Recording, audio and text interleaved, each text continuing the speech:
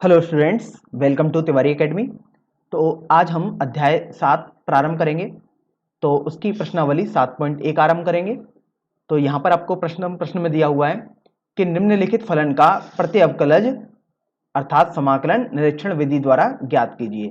तो देखिए, आपने ये पढ़ा है कि जो प्रत्यवकलज होता है वो अवकलन का उल्टा होता है, या आप बोल सकते हैं प्रत्यवकलज को समाकलन भी बोलते हैं।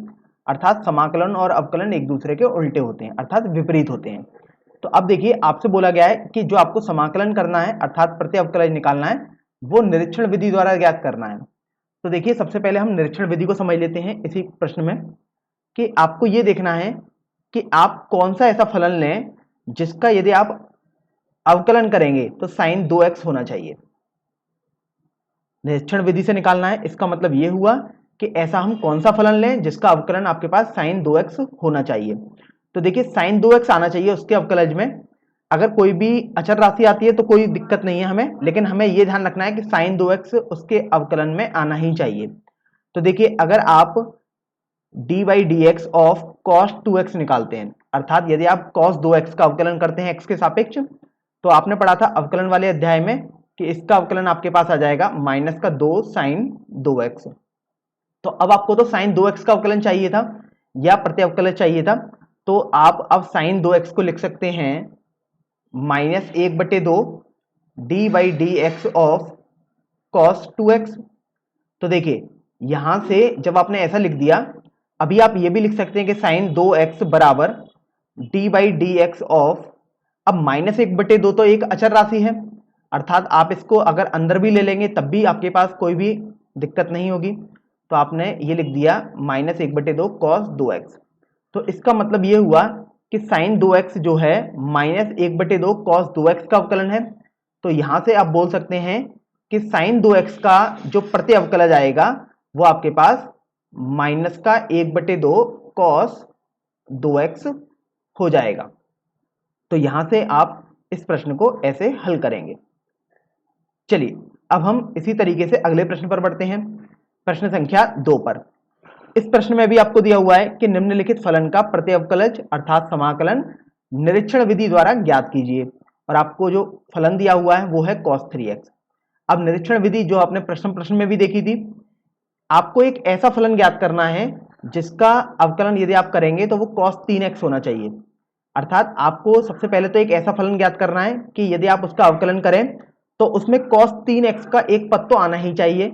अगर कोई अचर पद आ रहा है अर्थात कांस्टेंट आ रहा है तो कोई दिक्कत नहीं है, लेकिन cos 3x का पद तो होना ही चाहिए। तो देखिए, आपको इतना पता है कि डी बाई डी एक्स यदि आप साइन 3x का करेंगे तो उसमें cos 3x जरूर आता है। तो देखिए, अगर आप साइन 3x का अवकलन करेंगे x के सापेक्ष तो आपके पास आ जाएगा cos 3x और 3 आ जाएगा, क्योंकि 3x का आप दोबारा अवकलन करेंगे। तो यहां से आप लिख सकते हैं कि cos 3x बराबर 1/3 D x of sine 3x। तो अब देखिए, यहां से जब आपने इतना लिख दिया तो आप लिख सकते हैं cos 3x बराबर, अब ये 1/3 तो एक अचर राशि है अर्थात ये तो एक कांस्टेंट है, तो आप इसको अंदर भी ले सकते हैं। तो D by D x of 1/3 sine 3x हो जाएगा। तो देखिए, इसका मतलब ये हुआ कि यदि आप 1/3 साइन 3x का अवकलन करेंगे तो आपके पास cos 3x आना चाहिए। अर्थात आप बोल सकते हैं यदि cos 3x का अगर आप प्रति अवकलज या समाकलन करेंगे तो आपके पास 1/3 साइन 3x हो जाएगा। तो इसी तरीके से इस प्रश्न का उत्तर आपके पास 1/3 साइन 3x हो जाएगा। चलिए, अब हम अगले प्रश्न पर बढ़ते हैं, प्रश्न संख्या 3 पर। देखिए, इस प्रश्न में आपको दिया हुआ है कि निम्नलिखित फलन का प्रत्यवकलज अर्थात समाकलन निरीक्षण विधि द्वारा ज्ञात कीजिए, और आपको फलन दिया है e की घात 2x। अर्थात आपको एक ऐसा फलन ज्ञात करना है जिसका यदि आप अवकलन करें तो उसमें e की घात 2x आना चाहिए। तो देखिए, सबसे पहले तो आप एक ऐसा अवकलन लिख लीजिएगा जिसका अवकलन करने पर आपके पास e की घात 2x का पद तो जरूर आना चाहिए। तो आपने e की घात 2x ही लिख दिया, क्योंकि आप जानते हैं यदि आप e की पावर 2x का अवकलन करेंगे तो ये बिल्कुल हूबहू सेम आ जाएगा, लेकिन 2x का अवकलन करने पर 2 और आ जाएगा यहाँ पर। तो देखिए, अब आप इस e की घात 2x को लिख सकते हैं 1/2 D upon D x of e की घात 2x। अब 1/2 तो आपके पास अचर राशि है, तो आप e की घात 2x को लिख सकते हैं d/dx ऑफ 1/2 e की घात 2x। तो इसका मतलब ये हुआ कि 1/2 e की घात 2x का यदि आप अवकलन कर रहे हैं तो आपके पास e की घात 2x आया। अब आपको तो प्रत्यय अवकलज निकालना था, तो आपने सीखा था कि प्रत्यय अवकलज तो अवकलज का विपरीत होता है, अर्थात e की घात 2x का यदि आप प्रत्यय अवकलज निकालेंगे तो आपके पास 1/2 e की घात 2x हो जाएगा। तो इसका तात्पर्य यह हुआ कि यदि आप इस प्रश्न का उत्तर चाहेंगे तो वो आपके पास 1/2 e की घात 2x हो जाएगा।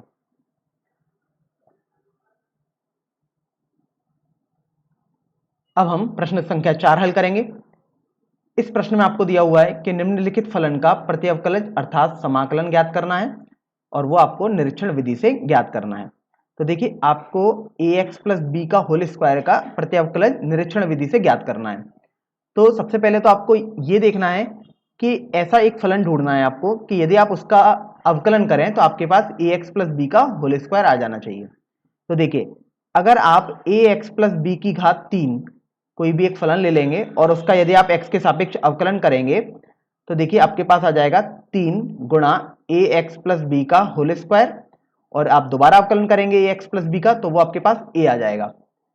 अब यहां से आप देखिए आपको तो ax प्लस बी का होल स्क्वायर अलग से चाहिए था, तो आप इस ax प्लस बी के होल स्क्वायर को लिख सकते हैं 1/3a d/dx of ax plus B की घात 3। अब आप ये देखिए कि 1/3a ये तो एक अचर राशि है, अर्थात अब आप इसको d/dx के अंदर वाले कोष्टक में भी ले सकते हैं। तो आपके पास हो जाएगा ax प्लस बी की घात 2 बराबर d/dx of 1/3a ax plus B की घात 3। तो अब देखिए अगर आप इसको पढ़ेंगे तो आप ये पढ़ेंगे कि 1/3a गुणा ax प्लस बी की घात 3 का यदि आप अवकलन करेंगे तो आपके पास ax प्लस बी का होल स्क्वायर आ जाएगा।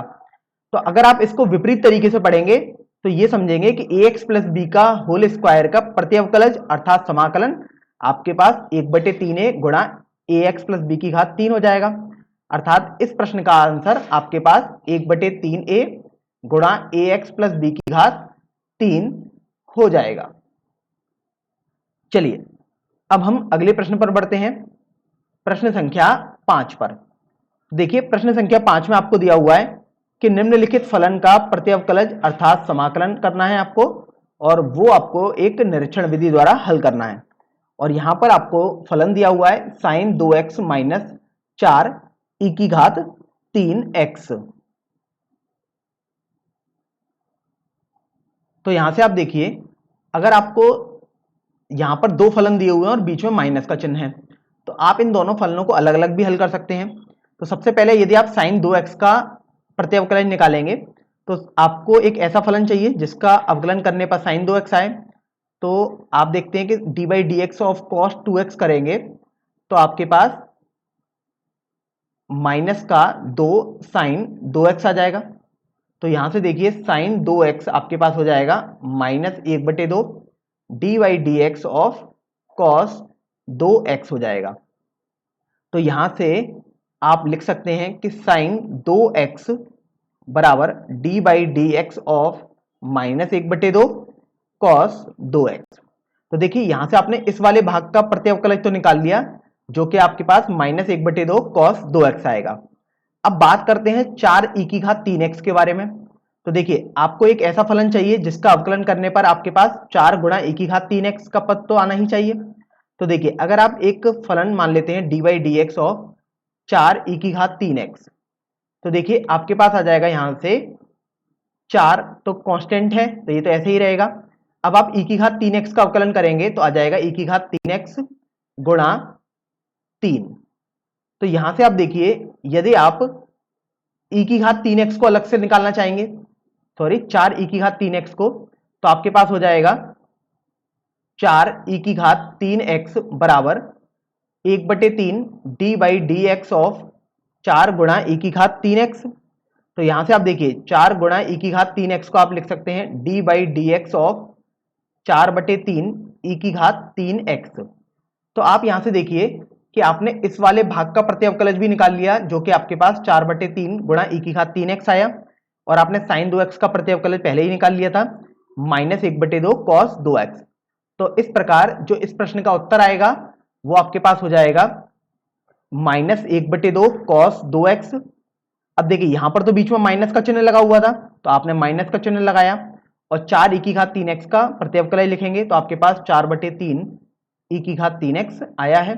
तो इस तरीके से ये आपका फाइनल आंसर हो जाएगा। अब हम अगले प्रश्न पर बढ़ेंगे, प्रश्न संख्या 6 पर। इस प्रश्न में आपको दिया हुआ है कि निम्नलिखित फलन का समाकलन करना है, और आपको यहां पर देखिए समाकलन का चिन्ह होता है ये आपके पास, और आपके पास फलन दिया हुआ है 4 e की घात 3x प्लस 1, और dx इसका मतलब होता है x के सापेक्ष आपको अवकलन करना है। तो यहां से आप देखिए कि आपको 4 e की घात 3x प्लस 1 का अवकलन करना है x के सापेक्ष। तो अभी यहां पर आपको ये तो नहीं बोला गया कि निरीक्षण विधि द्वारा करना है, अर्थात अब आपको केवल समाकलन करना है। तो आपने कुछ फॉर्मूले पढ़े हैं, कुछ स्टैंडर्ड फॉर्मूले, उनकी सहायता से आप इस प्रश्न को हल करेंगे। तो देखिए सबसे पहले आपने एक फॉर्मूला पढ़ा है, अगर आप e की घात ax का अवकलन करेंगे तो आपके पास आएगा e की घात ax। अब चूंकि जो ax है इसमें तो a का गुणा हो रहा है तो आप बटे a भी कर देंगे, तो आपके पास ये इसका अवकलन आ जाएगा e की घात ax का अवकलन। ये आपने एक फॉर्मूला पढ़ा है। दूसरा आपने एक ये भी फॉर्मूला पढ़ा है कि यदि आप किसी भी अचर राशि का गुणा वो आप अवकलन समाकलन करेंगे x के सापेक्ष तो आपके पास x प्लस कांस्टेंट अर्थात एक अचर पद आ जाएगा। तो आपको इन दोनों फॉर्मूले का उपयोग करना है। तो देखिए अभी आपके पास समाकलन का चिन्ह है और ये पूरा एक फंक्शन लिखा हुआ है अर्थात फलन लिखा है, तो आप समाकलन का चिन्ह डिस्ट्रीब्यूट कर सकते हैं अर्थात वितरण कर सकते हैं। तो आपके पास हो जाएगा 4 e की घात 3x dx प्लस 1 गुणा dx। तो देखिए यहां से आपने ये फॉर्मूला पढ़ा था, तो देखिए 4 तो आपके पास एक अचर राशि है तो आप 4 को बाहर ले लेंगे, तो आपके पास e की घात 3x dx प्लस 1 dx बच जाएगा। अब आप यहां से देखिए कि आप इस फॉर्मूले का उपयोग करेंगे तो e की घात ax का आपने अवकलन सीखा है, समाकलन सीखा है e की घात ax बटे a। तो यहां से आपके पास हो जाएगा e की घात 3x बटे 3, क्योंकि a का मान तो 3 दिखाई दे रहा है, प्लस जब आप इसका अवकलन करेंगे तो आप इसका समाकलन करेंगे तो आप इस वाले फॉर्मूले को ध्यान रखेंगे। तो देखिए एक का समाकलन x के सापेक्ष x प्लस कांस्टेंट दिया हुआ है तो आप एक का समाकलन x लिख देंगे प्लस कांस्टेंट लिख देंगे, कांस्टेंट अर्थात कोई भी एक अचर राशि होगी। तो इस तरीके से आपके पास प्रश्न संख्या 6 का आंसर हो जाएगा। तो आपको बस यहां ये ध्यान देना है कि यदि आप किसी भी समाकलन को हल करेंगे अर्थात किसी भी फलन का समाकलन निकालेंगे तो आपको अंत में एक कांस्टेंट अर्थात या तो आप उसको c लिख सकते हो या कुछ भी एक चर नहीं अचर राशि लिखनी होगी आपको। तो यहाँ पर एक कांस्टेंट का मतलब एक अचर राशि है तो आप c भी लिख सकते हैं, अगर आप चाहें तो p भी लिख सकते हैं, आप कुछ भी लिख सकते हैं, ध्यान रखें लेकिन वो लिखना जरूर है और एक अचर राशि जरूर होनी चाहिए। अब हम प्रश्न संख्या 7 पढ़ेंगे। इसमें लिखा हुआ है कि निम्नलिखित समाकलन को ज्ञात कीजिए, और देखिए यहां पर ये समाकलन का चिन्ह है। आपको जो फलन दिया है वो है एक्स स्क्वायर गुणा 1 माइनस 1 बटे एक्स स्क्वायर, और आपको x के सापेक्ष अवकलन करना है। तो देखिए अगर आप एक्स स्क्वायर का गुणा कर देंगे इस कोष्टक में तो आपके पास हो जाएगा x square minus x square बटे एक्स स्क्वायर, और यहां पर dx हो जाएगा। तो आप इसे लिख सकते हैं एक्स स्क्वायर माइनस 1 dx, क्योंकि एक्स स्क्वायर से एक्स स्क्वायर तो आपके पास कैंसिल हो गया। अब देखिए आपने समाकलन में कुछ स्टैंडर्ड फॉर्मूले पढ़े थे, उनको यहाँ एक बार रिकॉल कर लेते हैं। तो आपने पढ़ा था कि यदि आप x की घात n का x के सापेक्ष समाकलन करेंगे तो आपके पास आ जाएगा x की घात n प्लस 1 बटे n प्लस 1, और कोई भी एक अचर राशि आएगी कांस्टेंट। तो अगर आप इसको फॉर्मूले में अभी यहाँ ना भी लिखें तब भी कोई दिक्कत नहीं है, लेकिन प्रश्न के अंत में जब आंसर आप देंगे तो जरूर आपको कांस्टेंट लिखना ही होगा। और आपने पढ़ा था कि यदि आप एक कोई भी अचर राशि ले लेंगे जैसे 1 लिया तो आपके पास इसका समाकलन x के सापेक्ष x आ जाएगा। तो अब देखिए इन्हीं दोनों फॉर्मूले का हम यहाँ पर उपयोग करेंगे। तो आप इसको वितरण कर सकते हैं इस समाकलन के चिन्ह का, तो आपके पास आ जाएगा x square dx minus 1 dx। तो अब आप यहां से देखिए कि यदि आप इसका अवकलन करेंगे इस पहले फॉर्मूले से, तो आपके पास हो जाएगा x की घात 2 प्लस 1 बटे 2 प्लस 1 माइनस, जब आप एक का अवकलन करेंगे इस दूसरे वाले फॉर्मूले से तो आपके पास x आ जाएगा। और ध्यान रखना है कि सबसे अंत में आपको एक कांस्टेंट अर्थात c लिख सकते हैं या कांस्टेंट भी आप लिख सकते हैं यहाँ पर, तो ये लिखना ही है आपको। तो यहाँ से आपके पास सरल करने पर x की घात 3 बटे 3 माइनस x प्लस c अर्थात कांस्टेंट आ जाएगा। चलिए अब हम प्रश्न संख्या 8 पर बढ़ते हैं। प्रश्न संख्या 8 में भी आपको यह दिया हुआ है कि निम्नलिखित समाकलन को ज्ञात कीजिए, और देखिए आपके पास जो फलन दिया है वो है ax² plus bx plus c, और आपको इसका x के सापेक्ष अवकलन करना है। तो देखिए अगर आप समाकलन चिन्ह को वितरित करना चाहें तो आप लिख सकते हैं ax² dx plus bx dx plus c dx। अब चूंकि ये तो a b और c तो अचर राशियां हैं तो आप इनको बाहर कर सकते हैं, तो आपके पास रह जाएगा a x² dx plus b x dx का समाकलन प्लस c 1 dx। अब यहां से आप देखिए कि ये भी एक स्टैंडर्ड फॉर्मूला बना है आपके पास, तो ये हो जाएगा a x की घात 2 प्लस 1 अर्थात 3 बटे 2 प्लस 1 अर्थात 3 प्लस b। अब जब आप इसका समाकलन करेंगे तो x की घात 1 है अभी, तो 1 प्लस 1 अर्थात 2 बटे 1 प्लस 1 अर्थात 2 आ जाएगा यहाँ पर भी, और इसका अवकलन आपने स्टैंडर्ड फॉर्मूला सीखा है, ये x के बराबर हो जाएगा प्लस। अब कोई भी कांस्टेंट आपको लिखना है तो देखिए कांस्टेंट में अब आप c मत लिख दीजिएगा, क्योंकि इस प्रश्न में आपको c पहले ही यूज कर लिया गया है। तो अब आप कांस्टेंट में k लिख सकते हैं या कांस्टेंट लिख सकते हैं हिंदी में, या अचर लिख सकते हैं आप। तो अभी जैसे मैंने यहाँ पर k लिख दिया है, तो ये इस प्रश्न का आंसर हो जाएगा। अब यहाँ पर एक बात गौर करिए कि यहाँ पर अभी मैंने क्या किया कि जो समाकलन का चिन्ह था वो वितरित कर दिया। तो देखिए आपके पास 3 समाकलन के चिन्ह दिखाई दे गए और तीनों पदों में वितरित हो गया। अगर आप वितरित नहीं भी करना चाहते हैं तब भी आप इस प्रश्न को हल कर सकते हैं।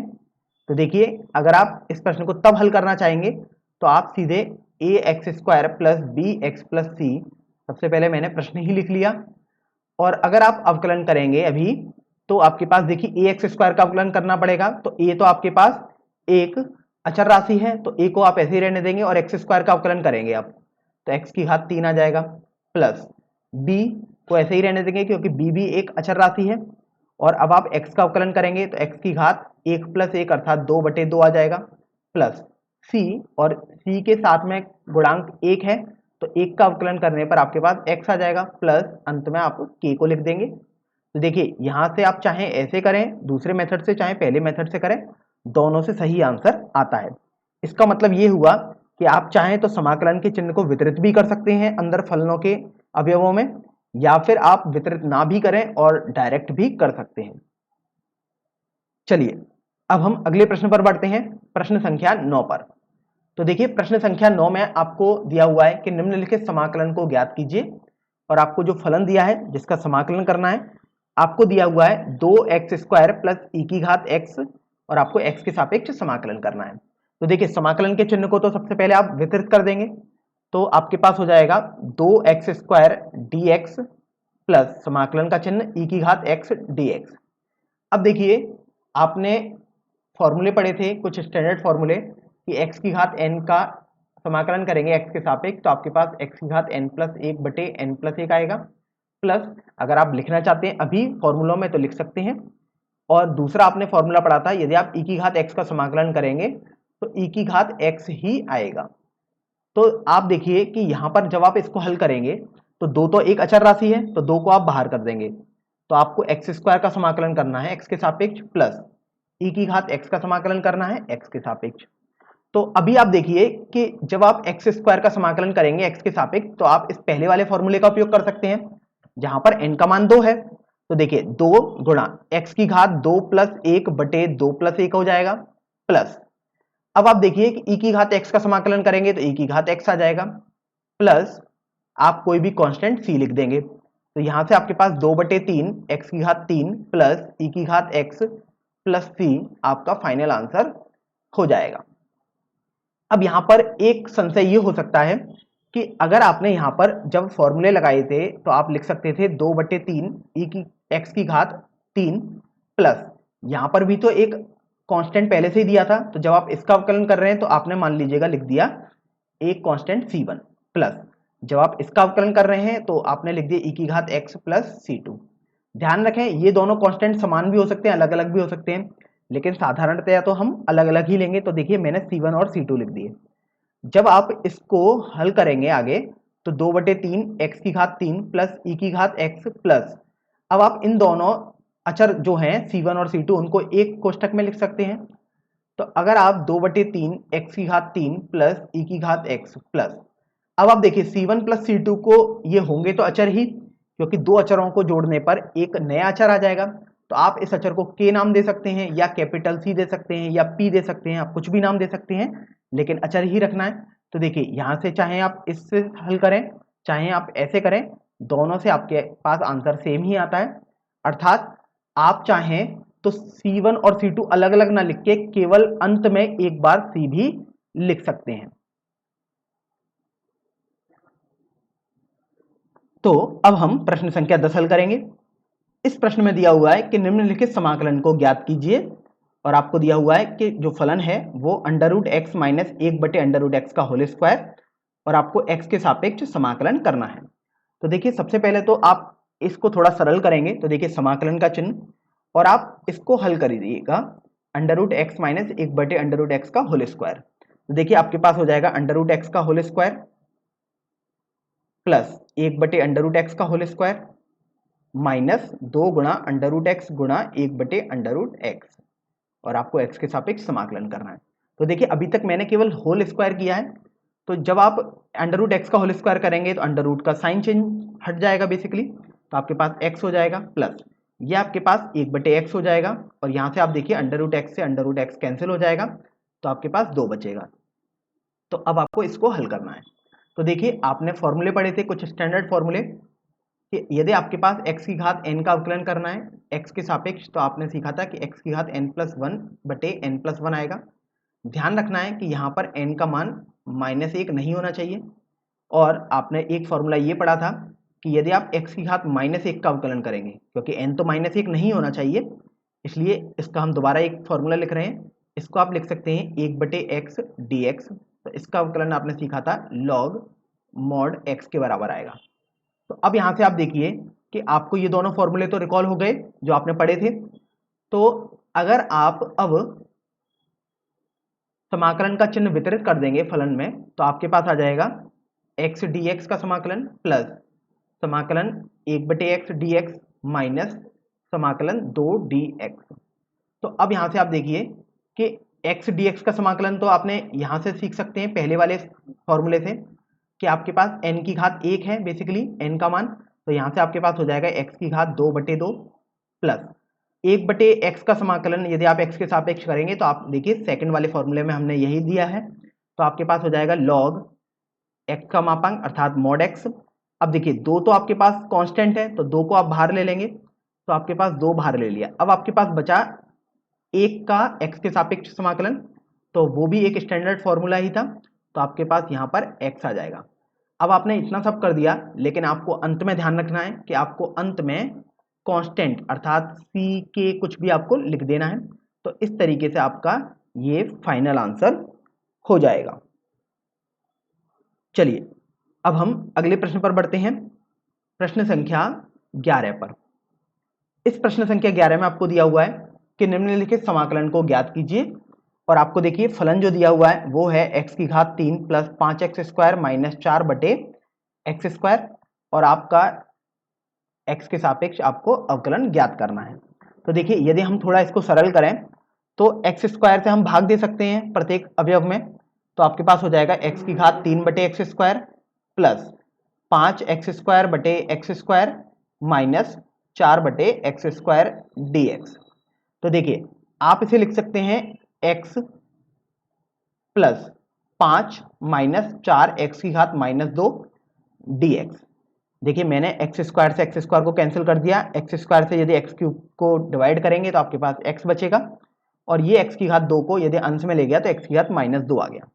अब देखिए आपको बताया था कि यदि आप चाहें तो इस समाकलन के चिन्ह को वितरित कर सकते हैं 3 बार, अदरवाइज नहीं चाहें तो नहीं भी करें, आपके पास तो आंसर बिल्कुल सेम आएगा।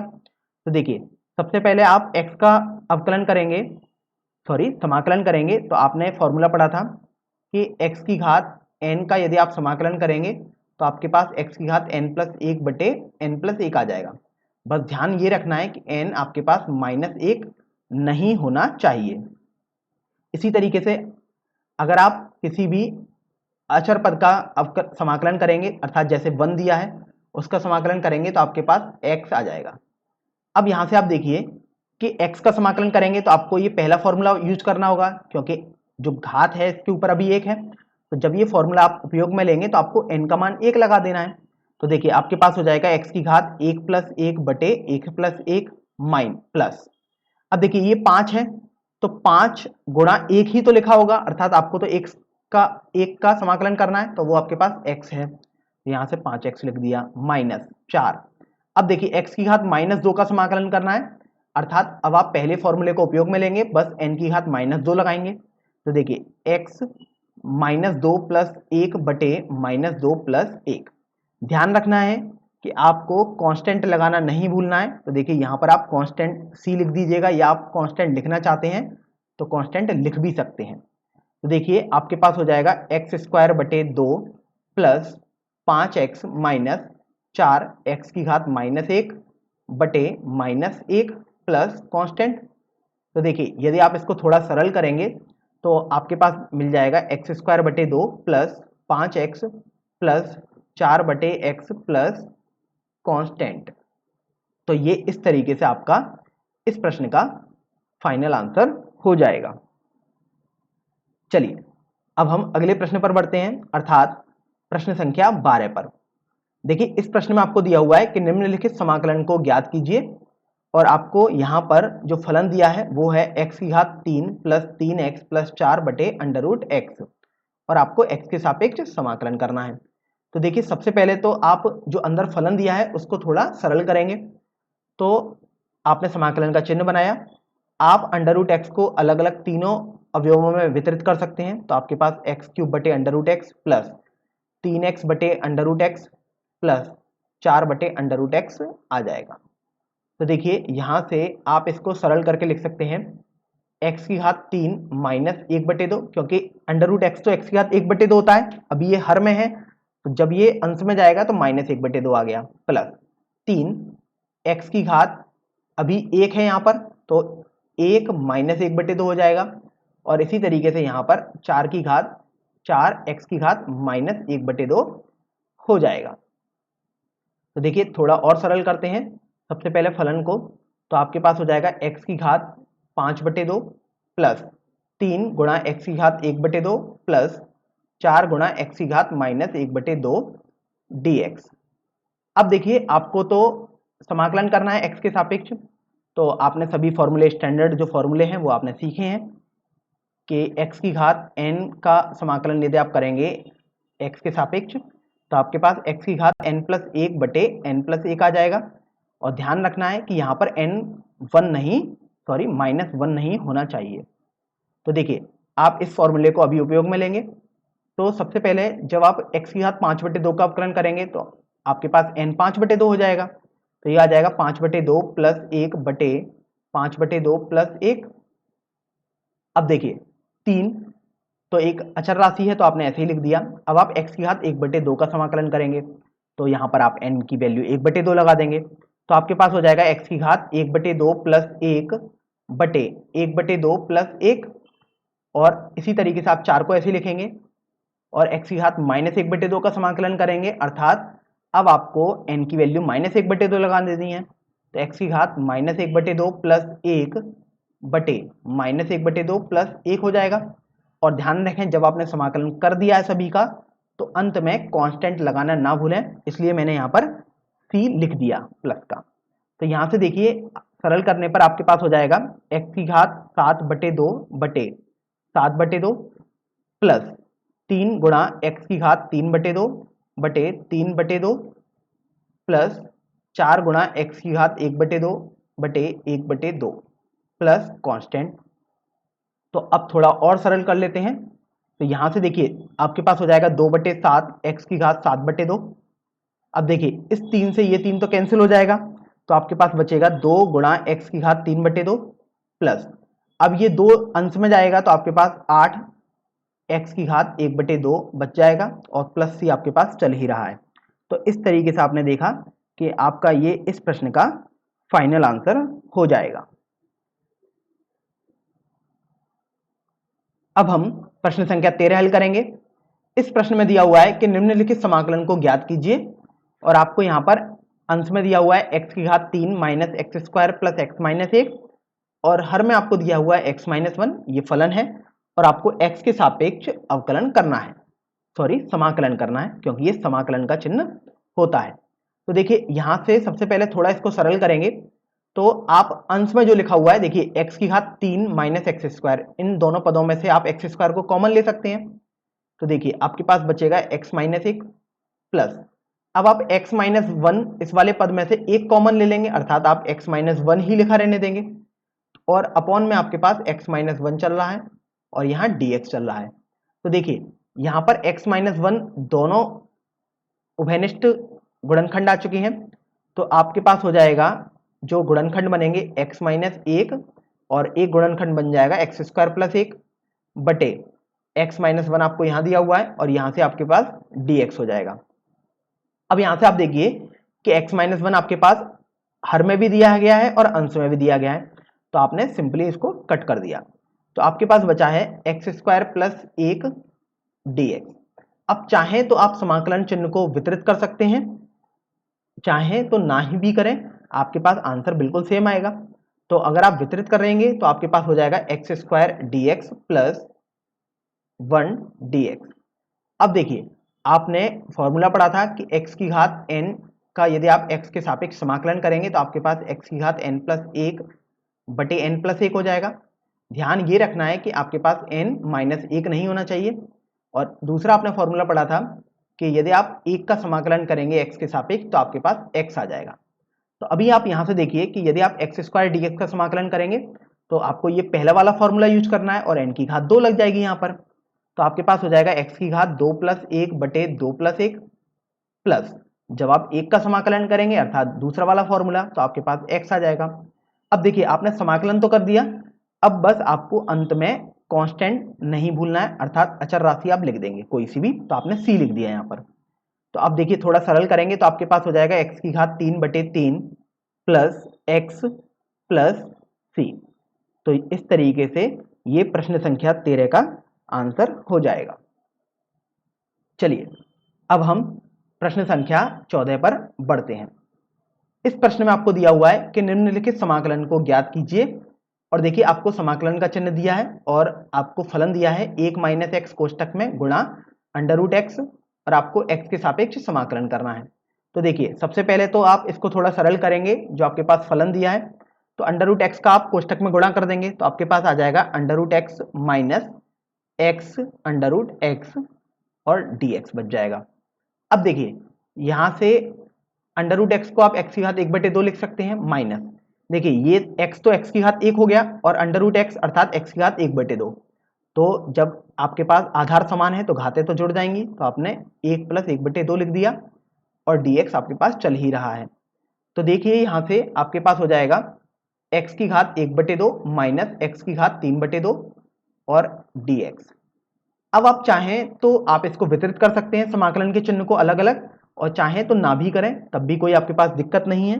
तो अभी हम यहाँ पर नहीं कर रहे हैं, आप चाहें तो कर भी सकते हैं। तो देखिए यहाँ से आपके पास हो जाएगा x की घात 1/2 का समाकलन आपको करना होगा तो आपके पास 1/2 प्लस 1 बटे हर में 1/2 प्लस 1 हो जाएगा माइनस x की घात 3/2 प्लस 1 बटे 3/2 प्लस 1 आपने हर में भी लिख दिया क्योंकि ये तो फॉर्मूला था, प्लस जब आपने समाकलन कर दिया तो आप बिल्कुल भी कांस्टेंट अर्थात अचर राशि को लगाना ना भूलें। तो देखिए जब आप सरल करेंगे तो आपके पास हो जाएगा, ये देखिए 3/2 है हर में तो ये 2/3 हो जाएगा x की घात 3/2 माइनस, अब देखिए ये आपके पास 5/2 है तो जब आप इसको सरल करेंगे तो आपके पास 2/5 आ जाएगा और x की घात 5/2 प्लस c आ जाएगा।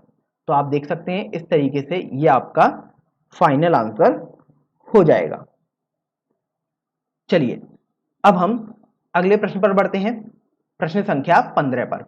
तो देखिए प्रश्न संख्या 15 में आपको दिया हुआ है कि निम्नलिखित समाकलन को ज्ञात कीजिए और आपको फलन दिया हुआ है अंडर रूट एक्स गुणा कोष्टक में 3x square plus 2x plus 3 और आपको x के सापेक्ष समाकलन करना है।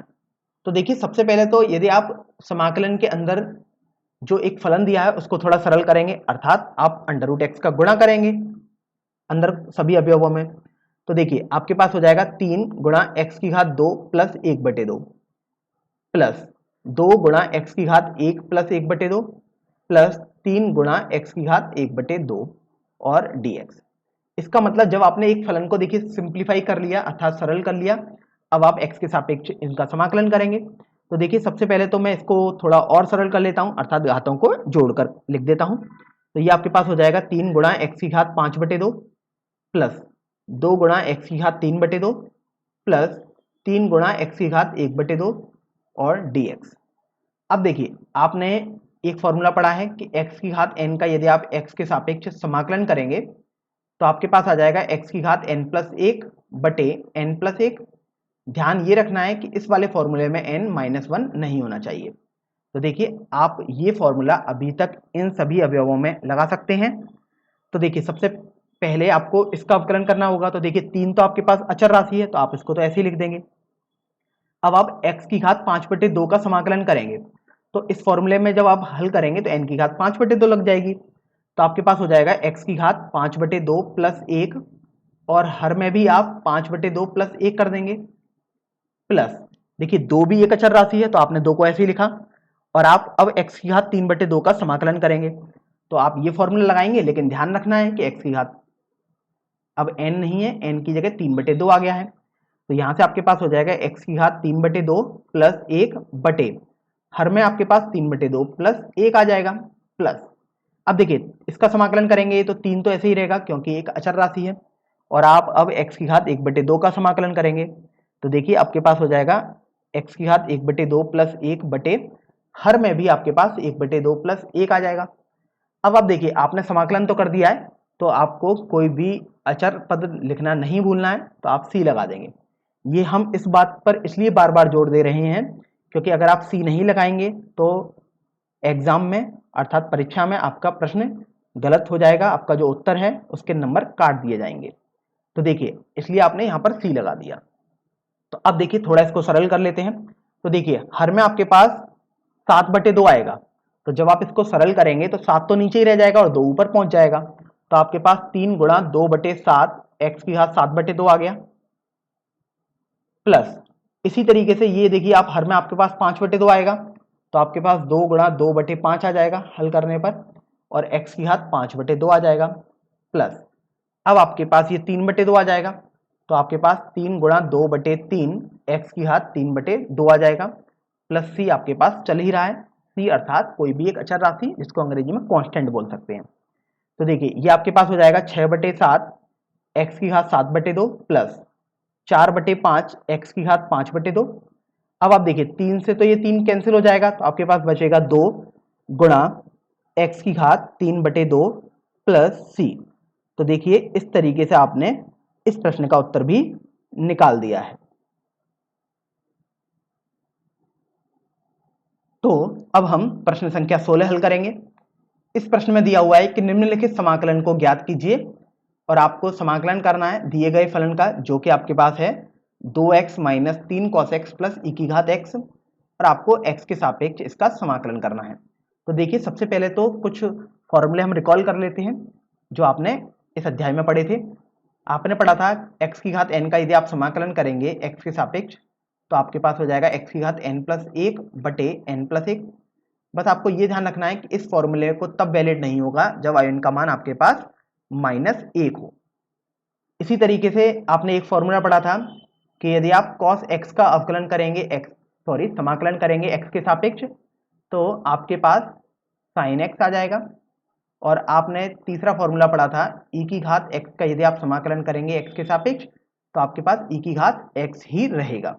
तो देखिए इस प्रश्न में आपके पास ये 3 फॉर्मूले उपयोग में आने वाले हैं इसलिए हमने इन 3 फॉर्मूलों को रिकॉल कर दिया अर्थात उनको एक बार रिवीजन कर लिया उनका। तो अब देखिए यहाँ पर आपके पास समाकलन का चिन्ह है, आप चाहें तो समाकलन के चिन्ह को वितरित भी कर सकते हैं और चाहें तो ना भी करें तब भी कोई भी दिक्कत नहीं आएगी। तो चलिए यहाँ पर अभी वितरित ही कर लेते हैं। तो आपके पास हो जाएगा समाकलन का चिन्ह 2x dx माइनस समाकलन का चिन्ह 3 cos x dx प्लस समाकलन का चिन्ह e की घात x dx, क्योंकि dx भी तो हर किसी अवयव में गुणा हो जाएगा। तो देखिए दो तो एक अचर राशि है, तो दो को आपने बाहर ले लिया, तो अब आपको x का समाकलन निकालना होगा। इसका मतलब आप पहला वाला फॉर्मूला उपयोग में लाएंगे और n की घात यहाँ पर अर्थात n की वैल्यू यहाँ पर 1 हो जाएगी। तो देखिए जब आप इस फॉर्मूले को उपयोग में लाएंगे तो आपके पास हो जाएगा x की घात 1 प्लस 1 बटे 1 प्लस 1 माइनस, देखिए 3 दोबारा एक अचर राशि आई तो 3 को आपने बाहर ले लिया।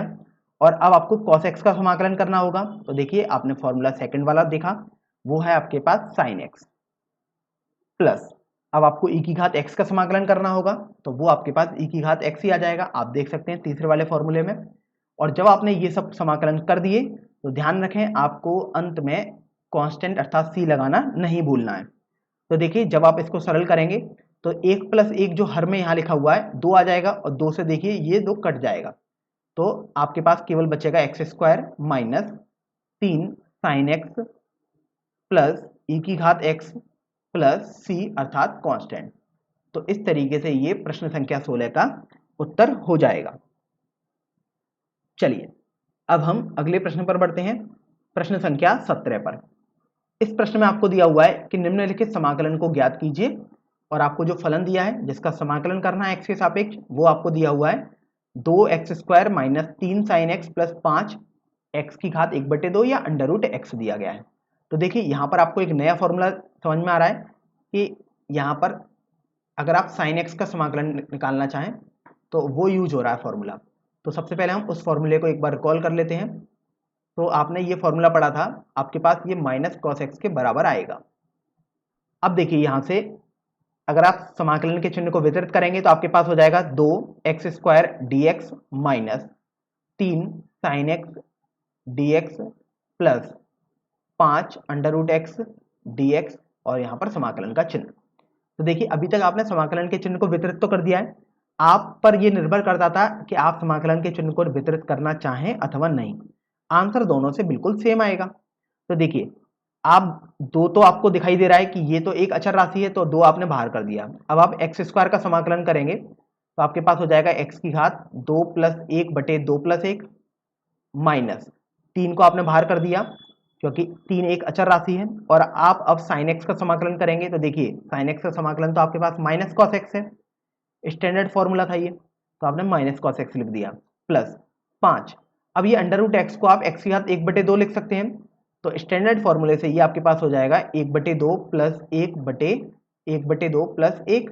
और जब आपने सभी का समाकलन कर दिया है तो अंत में आप कांस्टेंट अर्थात सी लिख देंगे। तो देखिए जब आप इसको थोड़ा सरल करेंगे तो आपके पास हो जाएगा, देखिए 2 और ये हर में आपके पास 3 हो जाएगा क्योंकि 2 प्लस 1 3 होता है। तो यहाँ से आपके पास हो जाएगा 2/3 एक्स की घात 3 प्लस 3 कॉस एक्स। और देखिए जब आप इसको हल करेंगे तो ये 3/2 आएगा, तो सॉल्व करने पर आपके पास ये 10/3 एक्स की घात 3/2 आ जाएगा प्लस सी। तो आपने देखा इस तरीके से आपके पास ये प्रश्न संख्या 17 का उत्तर हो जाएगा। चलिए अब हम अगले प्रश्न अर्थात प्रश्न संख्या 18 पर बढ़ते हैं। इस प्रश्न में आपको दिया हुआ है कि निम्नलिखित समाकलन को ज्ञात कीजिए, और आपको देखिए एक फलन दिया है sec x गुणा कोष्टक में sec x plus tan x, और आपको x के सापेक्ष समाकलन करना है। तो देखिए यदि आप इसको थोड़ा सरल करेंगे जो फलन है, अर्थात जब आप sec x का गुणा करेंगे कोष्टक में तो आपके पास बचेगा sec square x plus sec x tan x और dx। तो देखिए अगर आप चाहें तो समाकलन के चिन्ह को वितरित करें, अर्थात ना चाहें तो ना भी करें, कोई इश्यू नहीं होगा। तो देखिए यहाँ पर मैं वितरित नहीं कर रहा हूँ, आप देख सकते हैं। तो आपने कुछ फॉर्मूले पढ़े थे पहले, उनको हम थोड़ा रिकॉल कर लेते हैं। एक फॉर्मूला आपने पढ़ा था कि यदि आप sec x tan x का समाकलन करेंगे x के सापेक्ष तो आपके पास sec x आ जाएगा, और यदि आप sec स्क्वायर x का समाकलन करेंगे x के सापेक्ष तो आपके पास tan x आएगा। तो ये तो अपने पास स्टैंडर्ड फॉर्मूले थे। तो आप देखिए यहाँ पर यदि आप sec स्क्वायर x का समाकलन करेंगे तो देखिए सबसे सेकंड वाला फॉर्मूला देखेंगे तो आपके पास सीधे tan x आ जाएगा, कुछ भी नहीं करना आपको, प्लस अब आप sec x tan x का समाकलन करेंगे तो पहले वाले फॉर्मूले का उपयोग करेंगे, डायरेक्ट आपके पास केवल sec x आ जाएगा। और जब आपने समाकलन कर दिया है तो अंत में c लगाना ना भूलें। तो देखिए आपके पास जो फाइनल आंसर हो जाएगा वो हो जाएगा sec x plus tan x plus constant अर्थात c। तो ये इस प्रश्न संख्या 18 का उत्तर हो गया। तो अब हम प्रश्न संख्या 19 हल करेंगे। इस प्रश्न में आपको दिया हुआ है कि निम्नलिखित समाकलन को ज्ञात कीजिए और आपको जो फलन दिया है वो है sec स्क्वायर एक्स बटे cosec स्क्वायर एक्स और आपको x के सापेक्ष समाकलन करना है। तो देखिए सबसे पहले इस फलन को थोड़ा सरल करेंगे। तो देखिए समाकलन का चिन्ह लगा हुआ था, sec स्क्वायर एक्स को आप लिख सकते हैं 1 बटे cos स्क्वायर एक्स, तो आपने 1 बटे cos स्क्वायर एक्स लिख दिया। और cosec स्क्वायर एक्स को आप लिख सकते थे 1 बटे sin स्क्वायर एक्स, तो आपने 1 बटे sin स्क्वायर एक्स भी लिख दिया। अब देखिए अब आप यदि इसको थोड़ा और सरल करना चाहेंगे तो sin स्क्वायर एक्स तो आपके पास अंश में ऊपर चला जाएगा, तो आपके पास बचेगा sin स्क्वायर एक्स बटे cos स्क्वायर एक्स और dx। तो यहां से आपके पास tan स्क्वायर एक्स dx आ जाएगा, क्योंकि sin x बटे cos x आपके पास tan x होता है। अब देखिए आपने एक फॉर्मूला पढ़ा था कि यदि आप sec स्क्वायर एक्स का समाकलन करेंगे x के सापेक्ष तो आपके पास tan x आ जाएगा। आपने इस फॉर्मूले को पढ़ा था और आपने कोई भी tan स्क्वायर एक्स के समाकलन का डायरेक्ट फॉर्मूला या स्टैंडर्ड फॉर्मूला नहीं सीखा था। तो अब आपको देखना है कि क्या tan स्क्वायर एक्स से sec स्क्वायर एक्स बनाया जा सकता है। तो हाँ बिल्कुल बनाया जा सकता है, क्योंकि आपने त्रिकोणमिति में एक सर्वसमीका भी पढ़ी थी कि यदि आप sec स्क्वायर एक्स को लिखना चाहते हैं तो आपके पास 1 प्लस tan स्क्वायर एक्स होता है। तो आप इस सर्वसमीका का उपयोग करेंगे। तो देखिए tan स्क्वायर एक्स को आप लिख सकते हैं sec स्क्वायर एक्स माइनस 1, तो यहां से आप लिख सकते हैं sec square x minus 1 dx। अब चाहें तो आप समाकलन वाले चिन्ह को वितरित कर सकते हैं और नहीं चाहें तो बिल्कुल ना करें। तो देखिए अगर हम ना करें वितरित तो sec स्क्वायर एक्स का समाकलन सबसे पहले हम करेंगे। तो देखिए वो डायरेक्ट फॉर्मूला आपके पास सीधे tan x आ जाएगा। अब चूंकि यहाँ पर देखिए माइनस चिन्ह है तो यहाँ पर भी हमने माइनस लगा दिया। और अब आपको एक का समाकलन करना है और एक का समाकलन स्टैंडर्ड फॉर्मूला आपके पास x आ जाएगा। और जब आपने समाकलन कर दिया है तो ध्यान रखें आप कांस्टेंट या c लगाना नहीं भूलेंगे। तो इस तरीके से आपने देखा ये इस प्रश्न का आपके पास करेक्ट उत्तर हो जाएगा। चलिए अब हम अगले प्रश्न पर बढ़ते हैं, प्रश्न संख्या 20 पर। देखिए इस प्रश्न में आपको दिया हुआ है कि निम्नलिखित समाकलन को ज्ञात कीजिए और आपको जो फलन दिया है वो है 2 माइनस 3 साइन एक्स बटे कॉस स्क्वायर एक्स और आपको x के सापेक्ष इसका समाकलन करना है। तो आप देखिए यहां से जब आप इस फलन को सरल करेंगे तो सबसे पहले आप समाकलन का चिन्ह लगा देंगे। तो ये 2 बटे कॉस स्क्वायर एक्स हो जाएगा माइनस 3 साइन एक्स बटे कॉस स्क्वायर एक्स हो जाएगा और dx हो जाएगा। तो अब आप यहां से देखिए कि आप कॉस स्क्वायर एक्स हर में है अर्थात 1 बटे कॉस स्क्वायर एक्स है, तो 2 तो ऐसे ही लिखा है, 1 बटे कॉस स्क्वायर एक्स को आप सेक स्क्वायर एक्स लिख सकते हैं माइनस अब आप साइन एक्स बटे कॉस स्क्वायर एक्स को आप कॉस एक्स गुणा कॉस एक्स लिख सकते हैं और आपके पास dx चल ही रहा है। तो देखिए यहां से आप इसको थोड़ा सरल करेंगे तो आपको मिलेगा 2 सेक स्क्वायर एक्स माइनस अब देखिए ये साइन एक्स बटे कॉस एक्स मिलकर तो टेन एक्स हो जाएगा, तो आपने टेन एक्स लिख दिया। और अब आपके पास ये कॉस एक्स बचा हर में, तो अर्थात 1 बटे कॉस एक्स है तो उसको आप सेक एक्स लिख सकते हैं। तो देखिए यहां से आपने फॉर्मूले कुछ पढ़े थे उनको रिकॉल कर लेते हैं। आपने सीखा था कि यदि आप सेक स्क्वायर एक्स का समाकलन करेंगे एक्स के सापेक्ष तो आपके पास टेन एक्स आ जाएगा और यदि आप सेक एक्स गुणा टेन एक्स का समाकलन करेंगे एक्स के सापेक्ष तो आपके पास सेक एक्स आता है। ये स्टैंडर्ड फॉर्मूले थे।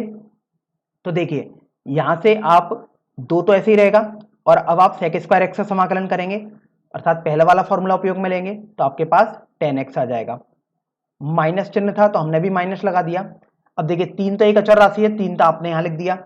अब आप टेन एक्स सेक एक्स का समाकलन करेंगे तो आप देखिए आप सेकंड वाले फॉर्मूले को उपयोग में लेंगे तो आपके पास सीधे सेक एक्स आ जाएगा। अब चूंकि आपने समाकलन कर दिया है तो आप अंत में सी लिख देंगे। तो इस तरीके से आपका ये प्रश्न संख्या 20 का सही उत्तर हो जाएगा। तो चलिए अब हम अगले प्रश्न अर्थात प्रश्न संख्या 20 पर बढ़ते हैं, सॉरी 21 पर बढ़ते हैं। इस प्रश्न में आपको दिया हुआ है कि सही उत्तर का चयन कीजिए और आपको बोला गया है under root x plus 1/√x का प्रत्यय अवकलज है और आपको यहाँ पर 4 विकल्प दिए गए हैं। तो सबसे पहले तो यहाँ पर एक टर्म बोला गया है प्रत्यय अवकलज, तो उसका मतलब समझ लेते हैं। प्रत्यय अवकलज जैसा नाम से हमें सजेस्ट हो रहा है कि अवकलज आपने सीखा था अवकलन करना अर्थात d/dx, और प्रत्यय लिखा हुआ है अर्थात अवकलज का विपरीत, और हम जानते हैं कि अवकलन के विपरीत को हम समाकलन भी बोलते हैं। तो इसका मतलब है प्रत्यय अवकलज ज्ञात करना अर्थात समाकलन करना। तो प्रश्न में आपको under root x plus 1/√x का समाकलन ज्ञात करना है। तो देखिए सबसे पहले तो आप इसको लिखेंगे तो आप समाकलन का चिन्ह बनाएंगे, under root x plus 1/√x भी आपने लिख दिया क्योंकि आपको इसका समाकलन करना था, और आपको x के सापेक्ष करना है अर्थात आपने dx लिख दिया। अब आप यहां से देखिए कि आपने एक फॉर्मूला पढ़ा था कि x की घात n का यदि आप समाकलन करेंगे x के सापेक्ष तो आपके पास x की घात n+1/n+1 आ जाएगा। ध्यान रखें ये फॉर्मूला तभी लगाना है जब n आपके पास -1 ना हो। तो देखिए यहां पर यदि आप इसको थोड़ा सरल करेंगे तो यहां पर x की घात 1/2 प्लस x की घात -1/2 dx दिया हुआ है। अब देखिए x की घात में कहीं भी -1 तो नहीं दिया गया है, 1/2 है और एक -1/2 है, -1 नहीं है अर्थात ये फॉर्मूला हर जगह वैलिड होगा। तो देखिए सबसे पहले आप x की घात 1/2 का समाकलन करेंगे इस फॉर्मूले से, तो आपके पास आ जाएगा x की घात 1/2 प्लस 1/1/2 प्लस 1 प्लस, अब आप x की घात -1/2 का समाकलन करेंगे इस फॉर्मूले से, तो आपके पास हो जाएगा x की घात -1/2 प्लस 1/-1/2 प्लस 1। तो देखिए जब आप इसको थोड़ा सरल करेंगे तो आपके पास हो जाएगा x की घात 3/2 प्लस x की घात 1/2 और जब आपने समाकलन कर लिया है तो आप c लगाना ना भूलें। तो देखिए यहां पर भी c लगा देते हैं तो यहां पर भी c ही आएगा, c अर्थात कोई भी अचर राशि जिसे अंग्रेजी में कांस्टेंट बोलते हैं।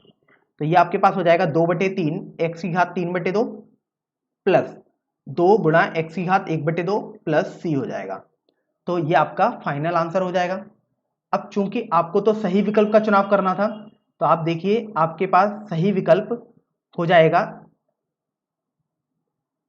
2/3 x की घात 3/2 प्लस 2 x की घात 1/2। तो इस तरीके से आपने देखा विकल्प सी आपके पास बिल्कुल सही आंसर हो जाएगा। अब हम इस प्रश्नावली का सबसे अंतिम प्रश्न अर्थात प्रश्न संख्या 22 हल करेंगे। इस प्रश्न में आपको दिया हुआ है कि सही उत्तर का चयन कीजिए यदि d/dx ऑफ fx बराबर 4x की घात 3 माइनस 3/x की घात 4 है, और आपको दिया हुआ है कि f2 बराबर 0 है तो fx का मान होगा। तो देखिए यहां पर आपको 4 विकल्प भी दिए हुए हैं और आपको सही विकल्प का चुनाव करना है। तो सबसे पहले तो आपको एक टर्म दिया हुआ है d/dx ऑफ fx बराबर 4x की घात 3 माइनस 3/x की घात 4। तो अगर आप इसको समझेंगे तो आपको दिया हुआ है कि यदि आप fx एक फलन का अवकलन कर रहे हैं x के सापेक्ष तो आपको मिलता है 4x की घात 3 माइनस 3/x की घात 4। अर्थात इसका मतलब तो ये हुआ, अगर आप इसको विपरीत तरीके से पढ़ेंगे कि यदि आप 4x की घात 3 माइनस 3/x की घात 4 का समाकलन करें तो आपको fx मिलना चाहिए। तो इस बात से आपको ये समझ में आया कि यदि आप 4x की घात 3 माइनस 3/x की घात 4 का समाकलन करें x के सापेक्ष तो आपको fx मिल जाएगा। तो यहां से आप या तो इस तरीके से आप ऐसे सोच सकते थे, अदरवाइज दूसरा मेथड है इसको सोचने का कि देखिए अगर आप dx को पक्षांतर करेंगे तो अभी ये भाग में है तो ये गुणा में चला जाएगा, तो आपके पास बचेगा dfx बराबर 4x की घात 3 माइनस 3/x की घात 4 गुणा dx। अब आप देखिए आपको इस d को हटाना है, तो जब d को हटाया जाता है तो आप दोनों तरफ समाकलन करेंगे, समाकलन का चिन्ह लगाएंगे तो आपके पास आ जाएगा dfx बराबर 4x की घात 3 माइनस 3/x की घात 4 dx, और यहां पर भी आपने समाकलन का चिन्ह लगाया। तो आप देखिए यदि आप इसका समाकलन करेंगे तो आपके पास fx आ जाएगा, क्योंकि आप देखिए आपने एक फॉर्मूला पढ़ा था कि यदि आप dx का समाकलन करेंगे तो आपके पास x आता है। इसी तरीके से यहां पर अगर fx है तो fx आ जाएगा। तो हमने यहाँ fx लिख दिया, बराबर आपके पास हो जाएगा 4x³ माइनस 3/x³ का x के सापेक्ष समाकलन। तो आप देख सकते हैं ये और ये बिल्कुल सेम ही है, तो आप इसमें किसी भी अप्रोच से इस fx को लिख सकते हैं, अर्थात सरल तरीके से लिख सकते हैं। तो देखिए आपके पास ये तो आ गया कि fx का मान जो होगा वो इस फलन का समाकलन होगा। तो चलिए इस फलन का समाकलन करते हैं सबसे पहले। तो fx आपके पास है 4x³ माइनस 3x⁻⁻4 dx। अब देखिए आपने एक फॉर्मूला ये भी पढ़ा था कि यदि आप x⁻n का समाकलन करेंगे x के सापेक्ष तो आपके पास हो जाएगा x⁻n+1/n+1, और ये फॉर्मूला तभी आपको लगाना है जब n आपके पास -1 ना हो। लेकिन आप देख रहे हैं कि n तो यहाँ पर भी -1 कहीं नहीं है, या तो 3 घात है या -4 घात है, तो आप यहाँ पर ये फॉर्मूला लगा सकते हैं। तो आपके पास आ जाएगा 4 x⁻3 का यदि आप समाकलन करेंगे तो आपके पास x⁻3+1/3+1 आ जाएगा -3, और जब आप x⁻−4 का समाकलन करेंगे तो -4+1/−4+1 आ जाएगा। और आप अंत में जब आप समाकलन कर चुके हैं तो आप बिल्कुल भी c लगाना नहीं भूलेंगे। तो ये आपके पास fx चल रहा है। चलिए थोड़ा सा इसको हम सरल कर लेते हैं। तो आपके पास fx हो जाएगा, अब देखिए 4 अंश में है और 3+1 भी आपके पास 4 होता है, तो ये आपने कट कर दिया, तो आपके पास बचा x⁻4 माइनस, अब ये 3 बटे ये -4+1 आपके पास -3 हो जाएगा, और ऊपर अंश में भी x⁻−3 प्लस c हो गया। अब आप यहां से देखिए कि 3 से 3 तो कैंसिल हो जाएगा, तो हर में भी माइनस है और अंश में भी माइनस है, तो अब आपके पास fx जो आएगा वो आ जाएगा x⁻4 plus x⁻−3 plus c। तो आपके पास ये fx आ गया। अब चूंकि आपको देखिए प्रश्न में दिया हुआ है कि f2 का मान तो 0 है, तो अब इसका क्या उपयोग है, तो चलिए समझ लेते हैं। आपको दिया हुआ है कि f2 का मान आपके पास 0 है, इसका मतलब ये हुआ कि आप x का मान 2 लगा देंगे इस समीकरण में। तो देखिए f2 आपके पास हो जाएगा 2�4 प्लस 2⁻−3 प्लस c। तो अभी आप ये देखिए कि f2 का मान तो आपके पास 0 था, तो आपने 0 लिख दिया, 2�4 आप जानते हैं 16, और 2⁻−3 अर्थात 1/2�3, तो ये 8 आ जाएगा, प्लस c हो जाएगा। तो इस तरीके से आप देख रहे हैं कि आपके पास c का मान हो जाएगा 16 प्लस 1/8 और बाहर माइनस का चिन्ह। तो यहाँ से ये हल करने पर आपके पास हो जाएगा 129/8 माइनस का। तो आपने यहाँ से c का मान बहुत आसानी से निकाल लिया। तो आप समझ सकते हैं जब आपको कुछ ऐसा एक्सप्रेशन या एक ऐसी वैल्यू दे दी जाए तो उसका यूज आप कांस्टेंट की वैल्यू निकालने में करेंगे। तो यहाँ से आपके पास जो fx आएगा, क्योंकि आपको तो फलन का मान पूछा गया था, तो fx आपके पास देख सकते हैं आ जाएगा x⁻4, देखिए प्लस x⁻−3, या आप 1/x⁻3 लिख सकते हैं, प्लस c। अब c का मान आपके पास माइनस का 129/8 आया है, तो आप यहाँ पर -129/8 लिख देंगे। तो इस तरीके से ये आपका फाइनल आंसर हो जाएगा। अब चूंकि आपको तो सही विकल्प का चुनाव करना था दिए हुए 4 विकल्पों में से, तो आप देखिए x⁻4 प्लस 1/x⁻3 माइनस 129/8 विकल्प संख्या ए में दिखाई दे रहा है, इसलिए विकल्प ए अपना सही उत्तर हो जाएगा।